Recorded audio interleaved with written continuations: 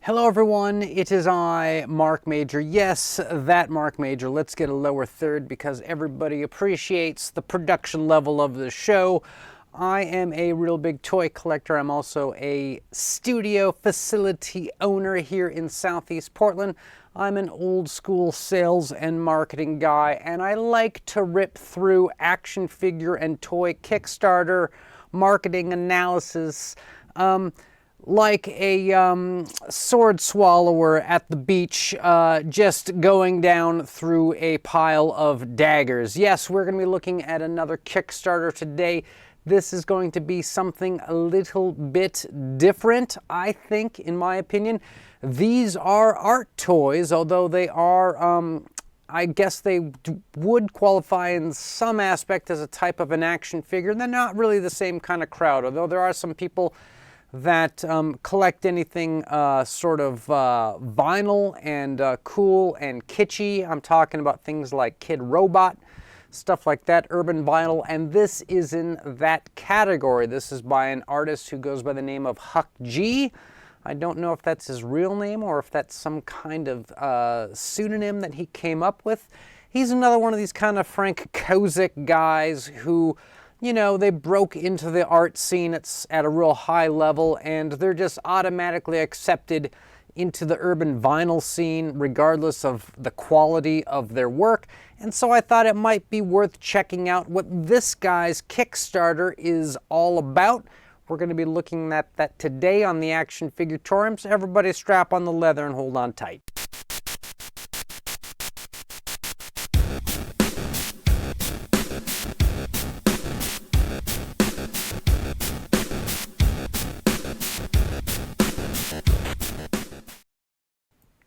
All right, so before I begin, I think I need to prove to people that not only am I a real big toy collector, I've got some urban vinyl, urban designer vinyl cred to my name. Check this out. This is a collection of little 3-inch Kidrobot dunnies that I own. Check it out.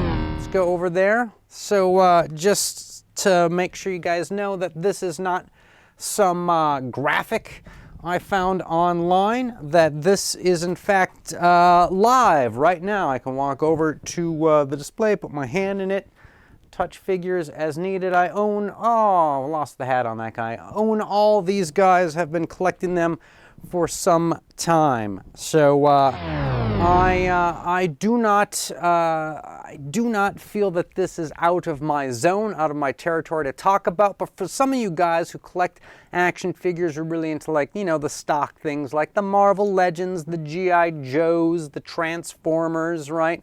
All that kind of stuff, Black Series. This might be a little different for you seeing this kind of stuff. And you know, it's okay to widen your horizons as far as like collecting toys and action figures, and to dip your pool into stuff like this. So you might be interested into what this guy has for sale.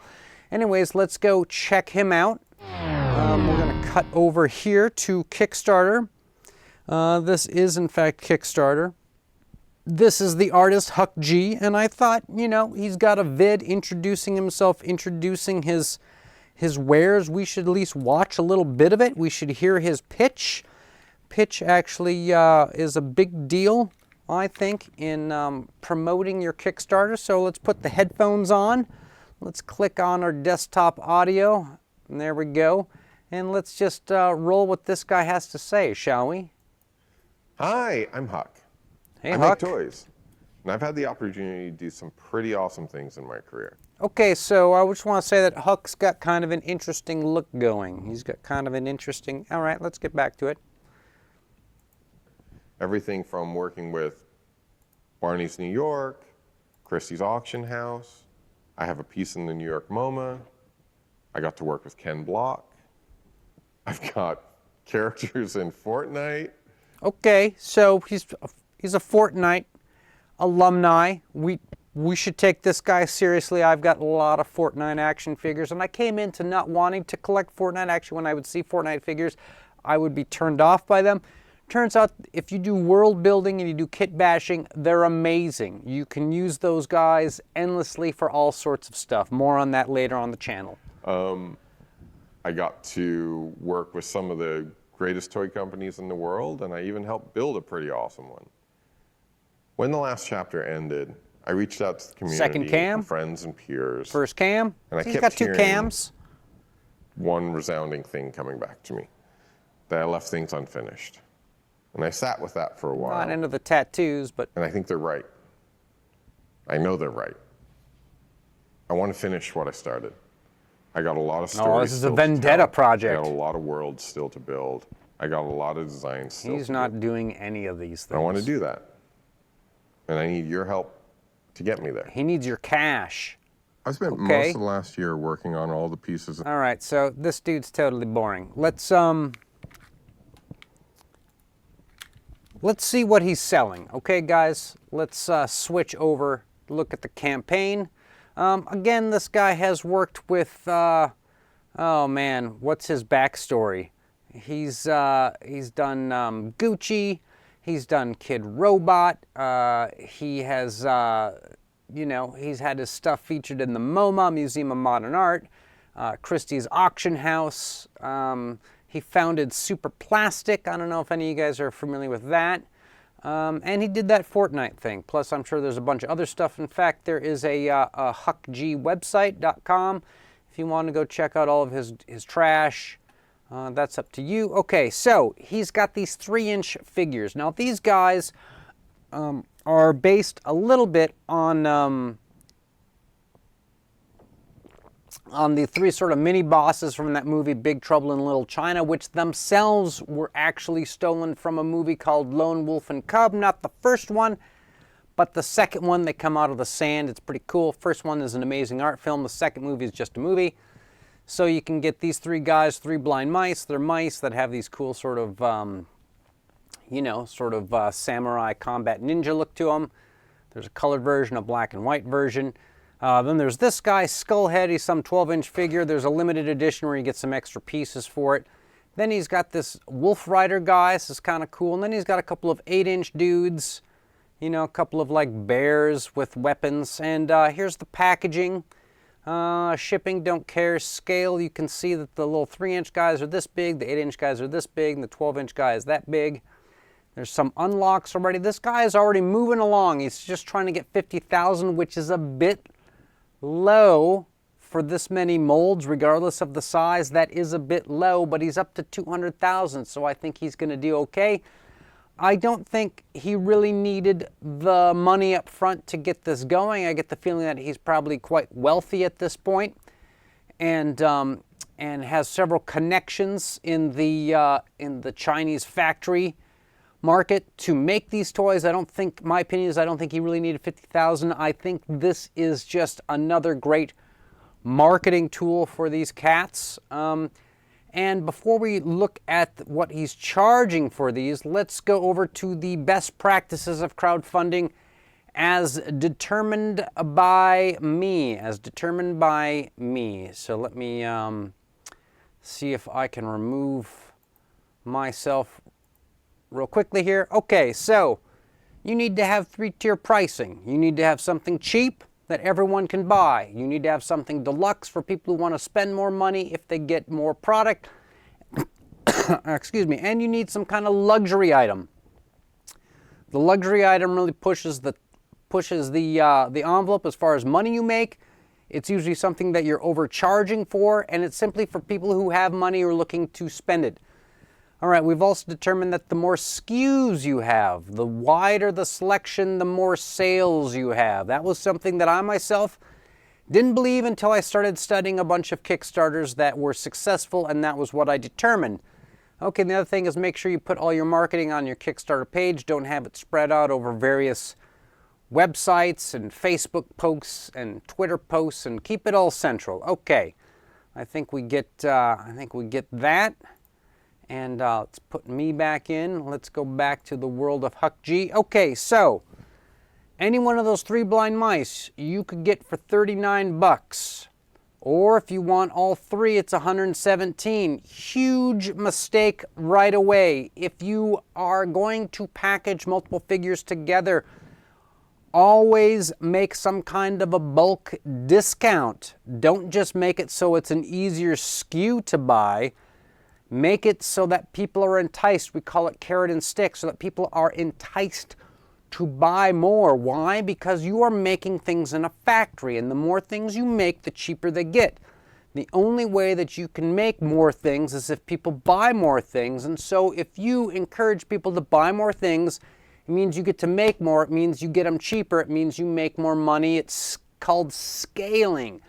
It is what allows Samsung to compete with the likes of Apple, and in many cases dominate, okay? Because they can scale. They make something cheap, something middle, and something expensive. All right, what else? You can get these 8-inch guys, these weird bears, for 95 bucks. Personally, that's a bit high, but when, you know, you're doing limited runs, I don't know if you guys saw on the other page, they're like offering, you know, only like 1,000 of each of these. So in theory, this Kickstarter has a ceiling of how much money it can raise. It can't just go on forever. He's only going to make 1,000 pieces of each one of these guys, and it could sell out. All right, there is a 3-pack of the mice for 120 bucks, $3 extra, and it's called the Gold Shadow version. I guess it's just an alternate thing, an alternate paint scheme, I should say. All right, Skullhead, he's 150 bucks. Okay, so we've definitely got entry level, $39, deluxe at 95 bucks, and then we've got a luxury item at 150. This is the big dog. To me, looks totally stupid. I don't know why you would want this. So there is an early bird, right, of this guy. It's the same price, but it comes with extra like arms, hands, accessories kind of thing. And it's the same price, and you just have to make sure you get in and buy it before it's gone. Why would somebody, 9 people, buy the regular one for 150 bucks when they could have gotten the I Love You for the same price? I do not know what's going on with people who are shopping on Kickstarter. I think perhaps they are the idiots and not me, but I could be wrong. Maybe that's the thing you need to do. Okay, then there's a bunch of package deals. This guy, the Wolf Rider, is the super luxury item at $350. He's already sold 40 of these. This thing is probably going to go up in price quite a bit. And then whatever this is, this Goldless VIP, the Goldless VIP is his sort of all-in. You get everything. It's $650. And he has one left of 50. So if you're watching this and you want to jump in, now is the time. Now is the time. And if you're watching this and it's already gone, well, you probably saved yourself $650. Okay, so I think we kind of get it. This guy is doing pretty good. He knows what he's doing. He's got something cheap, something medium, something expensive, something super expensive. And this is his second Kickstarter. His first one was some kind of an app game called Battle Tales, which probably involves the characters or the types of characters that he's making these figures based on. He's at $211,000. How high is this going to go with 24 days left? Well, I'm going to predict that by the time this closes, he's probably going to double what he has now. He's probably going to hit around $400,000 and some change. Is he going to hit $500,000? Well, he does have the cool look, but is that enough? Is that enough to get Huck Gee to $500,000? Don't know. For the hell of it, I'm just going to say no, he's not going to make it. But, you know, he could. And if he does, congratulations. You know, he probably earned it. He's probably done his time. And he's probably quite happy that he has the ability to make all these cool figures and get them into people's hands and do pretty well for himself. So whatever, there you go. The American dream, alive and well in the urban vinyl art scene. So with that, everybody, thank you who made it this far into the video. Should we come back in 24 days from now and check and see how Huck Gee is doing? Don't know. Maybe send me a reminder. Think about what you want to post in the comments. What do you think of Huck Gee? What do you think of his art toys? What do you think of his campaign? Could you be a backer? I myself don't see anything here that I want or need, but you would be surprised how many art toys just get kind of shuffled off to the local thrift stores and Goodwills, and what just kind of ends up in the cheap bin later on in life. A lot of times I have been surprised by what I have found, and you may be surprised too when you see one of these original Huck Gee skull heads for $2 at your local Goodwill. So, with that, everybody, stay charged.